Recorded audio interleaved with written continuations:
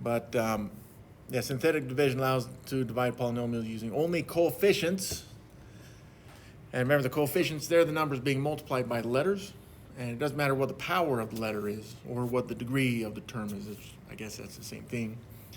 One thing we're going to need to remember with synthetic division is any missing degrees must be shown as 0 to whatever that degree is.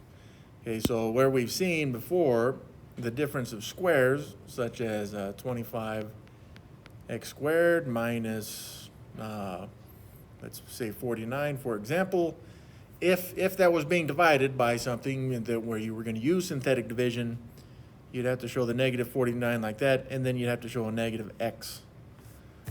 Plus 0x on that. We need that 0th term. So any 0 terms need to be shown. And then the other thing it doesn't mention here is that the terms have to be in descending order. The degrees have to be in descending order. So in x squared, that'd be x to the 1th, then x to the 0th. And if there were more terms like something over here, maybe you have x cubed, and you can go as far this direction as you want, but pretty much we stop at the constant. So synthetic division just makes that pretty quick. So the next example that I'm going to do, when we get to the example, I'll show both methods, and then you can decide which one you like. From what I know, from what I remember seeing, there's never a requirement that you use synthetic division that I'm aware of, which means it could be on the final, but I don't remember seeing it on the exams. This is how synthetic division looks. Okay, so if you have a polynomial like this one, you see it's missing a x squared term there. This is in descending order, it's just missing that x squared term. So you'd have to put in there a 0x squared, that's a 0. And in fact, that 0x squared is this 0. So you list all the coefficients, right? We don't really care about the degree of the term or the exponent of the variable. All we're looking at is the coefficients here. A, then B, then of course 0.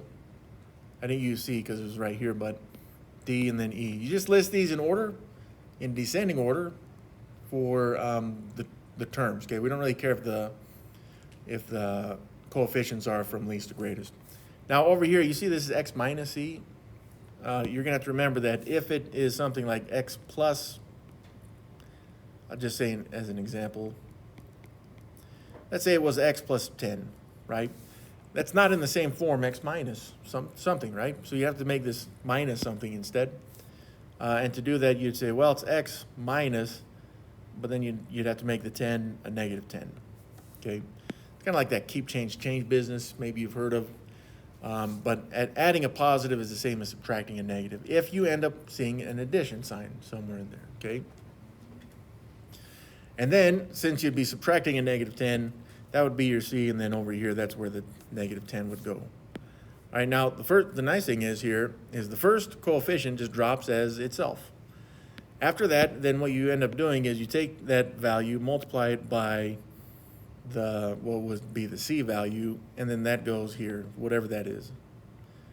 Okay, and then if it were, let's say it was negative, then you do B minus whatever that number is to get this number here, some kind of number, and then you'd have that number. Then you just kind of repeat this process, multiply by that whatever the C is, and then that goes next. Let's see if I can put that in the right place here. Right there we go. Some kind of other number right there. Now that's not very specific, but this process just repeats over and over until you get to the end. And then right at the very end, once you get to this point, if there is a number there, that's your remainder. So let's look at an example. That should probably help. So I'm going to do this twice because doing it just once, not fun enough. So I'm going to take this polynomial here, and just like last time we saw, we're going to divide it by x plus 3. Now, of course, after this, I will use synthetic division, and then you can determine which of the two that you like the most. So the first thing we see is that we got an x to the power of 4 right there, and so what we'd have to do with the x would have to multiply it by x cubed. X cubed times x is x to the 4th, which has been used. And then x cubed times the 3 would be 3x cubes right there, but we would take that away as well. All right, so that zeroes that out. As we've seen, as we planned, 2x cubes minus 3x cubes gives me negative 1x cubes. And then everything else just drops. And then we just continue. Well, again, we're just looking at the x. How many x's do you need for an x cubed? I'd say that you need an extra 2 x's, so that's x squared. But in addition to that, it's a negative 1, so we're going to have to multiply that by negative 1 as well. Negative 1x squared times x, that'd be, it's like we're taking away a negative 1x cubed now. Because you got the, oh crap. You have the x squared times the x, that's the x cubed. Negative 1 times, well, phantom 1, and it'd be negative 1, but that's what we're taking away. So then we got negative 1x squared times the 3. So again, that's in x squared, but you'd be taking that away as a 3x squared. So that would end up being 6x squared. I think I've given myself, no, I'm gonna run out of space. And then everything else drops because we just zeroed out that x cubed term. Okay, now that we got that, we say, oh, okay, we got those 6x squareds, right? So I will need another x there. X times x is going to be x squared, but I need six of them, right? So again, that's what we're taking away, those 6x squareds. That will zero out that term, but then I got 6x times the 3, that'd be 18x's, which we're taking away. So that zeroes out as planned. 26x minus 18x should be 8x's. And then the 21 just drops, positive 21. We're almost to the end here.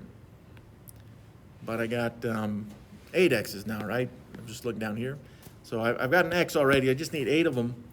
So I would need 8 of them there. Positive. 8 times x would be 8 x's. But again, that's something that we take away there. Then 8 times 3 there is going to be 24. Again, that's something that we're taking away. So it does exactly what we wanted. It zeroes out the x's. 21 minus 24 is negative 3. That's my remainder. I'll change the color just so we know it's a little different there. But you have your remainder and you have your quotient here at the top. This is what we did last week, right? Yes, this is what we did last time. I did it again just to make sure you could remember how fun it was. Is this coming in the exam? So that was long division right there, but we have synthetic division, and whether you like it or not, because most people just don't like either of these, hopefully one helps you better than the other one, okay? So over here we say, look, it is x plus 3 right there, that's good. It's just, remember that we need that, what we're dividing it by to be in the form x minus c, right? So I don't want a plus sign between the x and the number. I want a minus sign. And just like we saw in that last example, that means that I'm going to make it x minus, we'll make it a negative 10 right there. Oh, I was thinking of the last example. It's a negative 3, thank you. So this, by the way, it's the same thing as x plus 3. I've just changed the format. And if I haven't said this before, math, if you can just understand that you can change the way things look without actually changing the overall value, you can do any kind of math, okay? And this is one way that we do this. Instead of showing it as x plus 3, since I'm using synthetic division, on the second method here, I need it to be x minus something, okay? And I can force that to happen, just like I just did. So with that then, I can see that the setup, right? Remember, you got kind of like a little box right here, and then down here we got some other values. But in the box is that c value, which for me right now, it's negative 3, okay? After that, now we need all of the coefficients of the values that are from the polynomial there. So the first coefficient of x to the power 4, there was a phantom 1 there, so I'm going to have to show that.